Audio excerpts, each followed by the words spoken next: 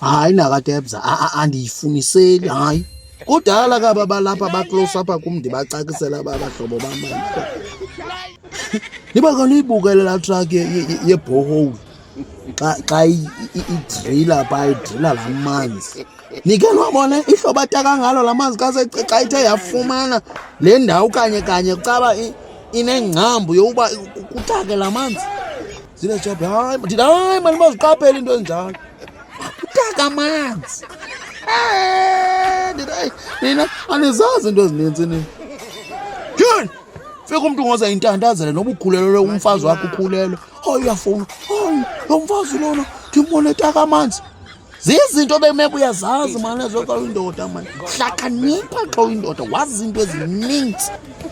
Tyhini awuke watsho umyezi zapha enye urest hamba nomyeni wakhe wathi yho uyadika bhuti ndini.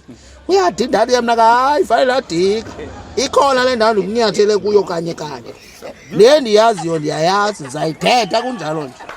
Shiyo kufuneka ndife nesiphiwo sam. Ndimxelele ndithi hayi ndizufa nesiphiwo sam. Mandisikhuphe sigcwale ebantwini andinamona hayi. Tyhini